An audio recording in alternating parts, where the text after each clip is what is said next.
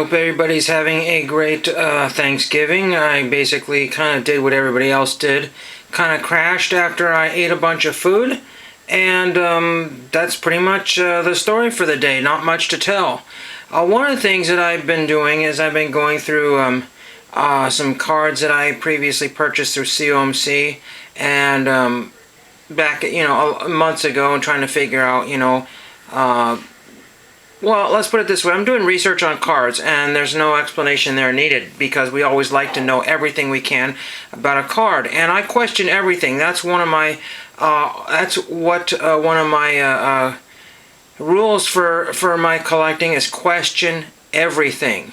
So I'm looking at this, may not be able to see it here, this NASA Space Shuttle Manual, an insight into the design, construction, operation of the NASA Space Shuttle's owner workshop manual. It's put out by Haynes. I think that Haynes does like a lot of auto manuals and stuff. I'm not really sure in car manuals. You can correct me if I'm wrong on that, but this is some sort of thing you could buy on Amazon between $17.58 and $31.57. New and used. So I'm looking, there's all different kinds of manuals and stuff like that. I really don't know what types of pages are. There's some of the pictures there. Not really sure what all that is, but when you're looking up NASA manuals, that's mostly what you find are these Haynes guides here. Now, the other thing is that back in the day I used to collect scripts, and if you ever know what a script is, from a movie or television show, it's basically essentially typing paper or some kind of that type of grade with holes punched in each sheet with brads giving you the dialogue of and who's supposed to speak and who's supposed to wait their turn and all the different stage directions, that sort of thing. And it was very popular back in the 90s and therefore after that is print multiple copies of those and then get them autographed. So you never know if you had an actual script or something was signed later or not signed autographs, they were just signed by somebody else. And that was very popular. You didn't know which was which. But this paper, over time aged and got very old looking. Now, here's my thing here. I'm looking up these cards here. If I can get to it here. This is called Operations Instructions Manual Relics from Upper Deck Cosmic. And this came out in 2022. Sorry for the camera shakiness there. But this is Upper Deck Cosmic. And this card here is $6.89. A lot of people want about $25 for these, and I've seen them as low as $1 and sell for an actual $1. I know because I have one on the way from COMC. And what I'm trying to figure out, on the back of it here, of course, it says, the final test flight of Space Shuttle STS-4 tested the remote manipulator arm, which was able to seize and blah, blah, blah. We don't need any of that. That's just a little basic bio of that. But it says, congratulations, you have received a trading card. Ooh, I've received a trading card with a piece of a mission manual. A mission manual. Okay, piece of a mission manual. So this one's talking about STS-4, but it doesn't say that you're getting a mission manual from STS-4, which is Shuttle Transport System. I forgot what it's called, but anyway. Enjoy your Operations and Instructions memorabilia card. So the first thing you have to do is question what this is here. So on the front here, we got a piece of paper, more than likely. So that's a piece of paper talking about the snare clutch and the snare brake there. Alright, it's a very, very bright white piece of paper. Now, where did these mission manuals come from? So were they from like a technical college?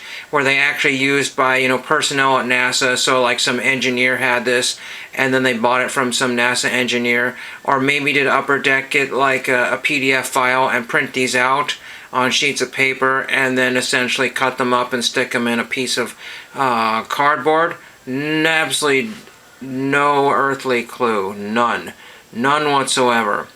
Then we go back to the thing here.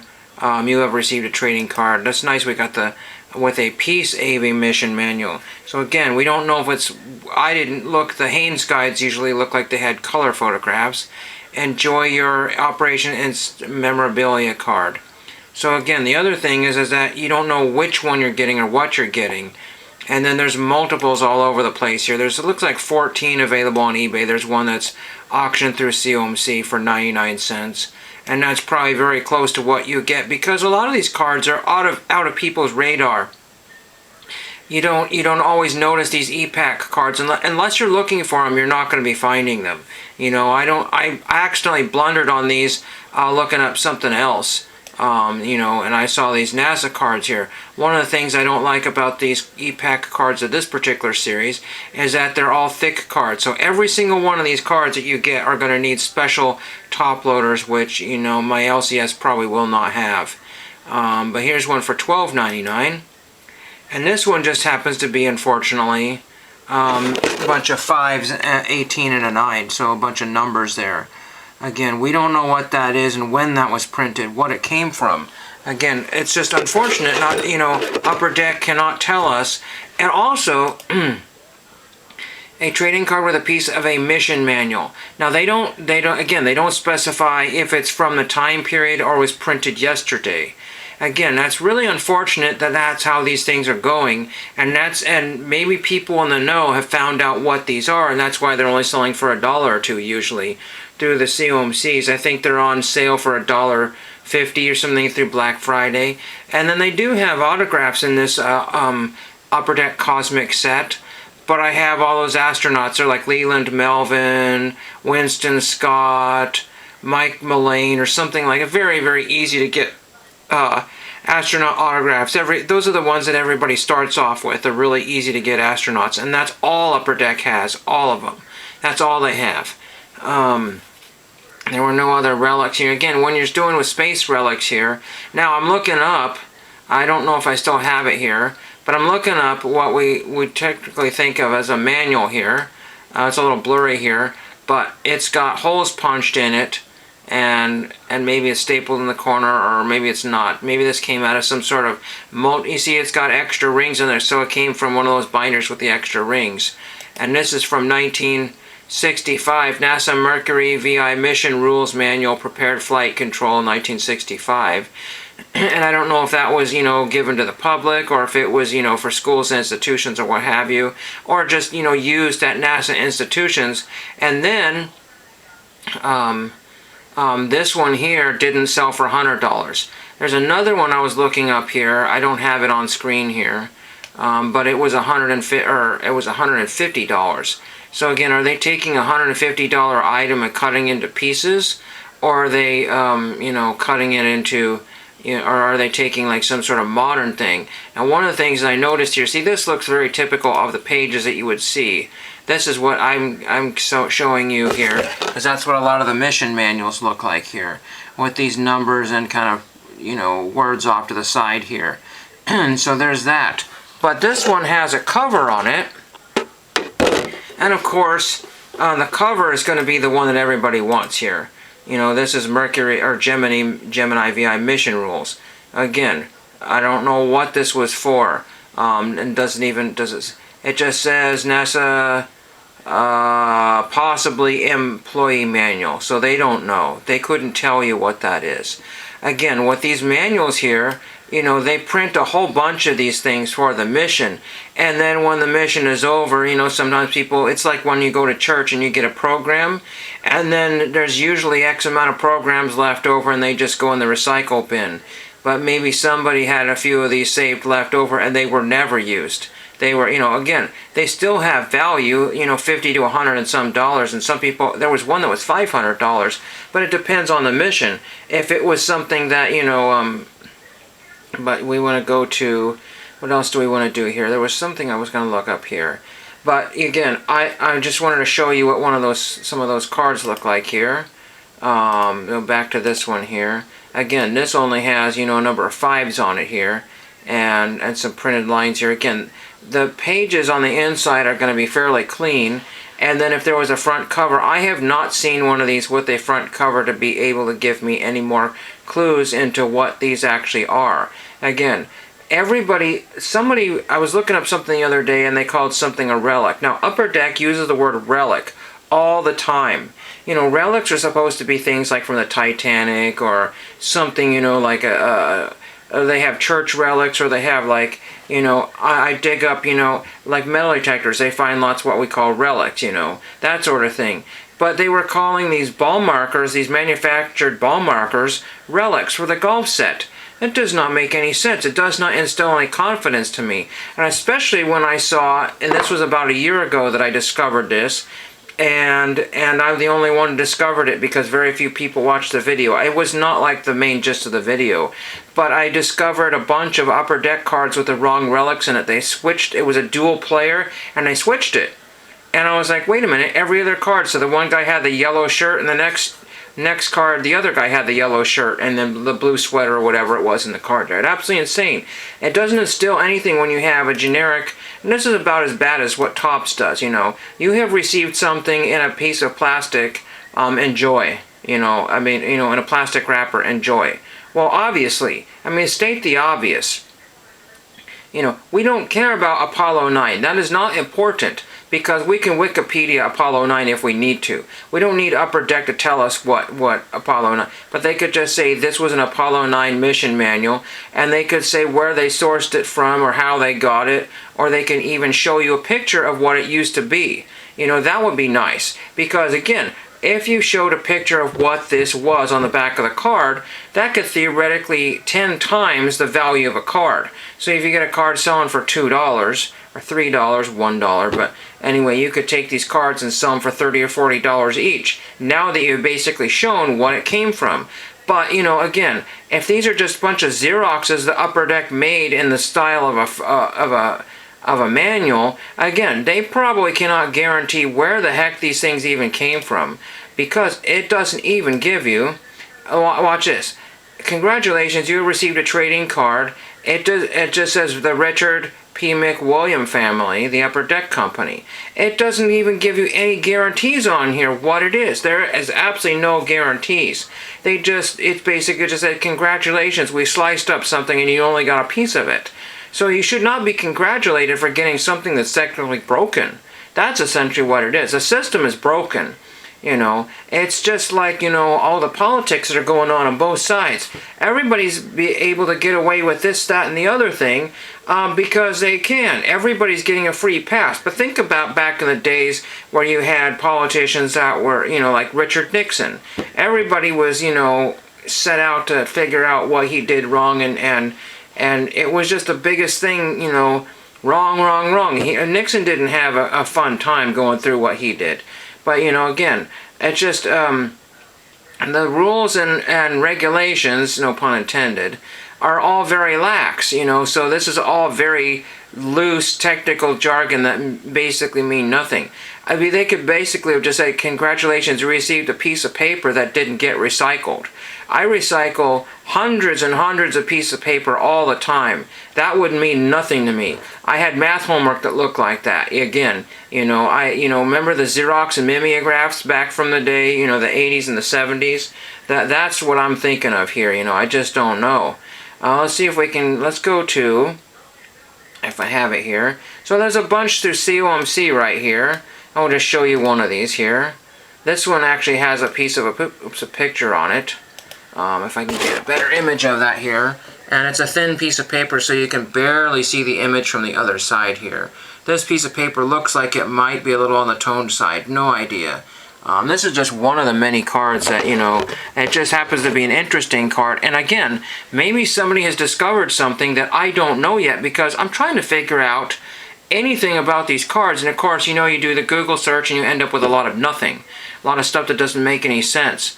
And the crazy thing is that, you know, maybe somebody discovered what these are, because if they were really a piece of some sort of, you know, proper technical manual from NASA from the exact time period, you would probably believe that this would not sell for $3.87. Now, one of the other things that Upper Deck has, before I get too far away from my 20-minute goal here, is that they have newspaper clippings. So let's see if I can get to it here.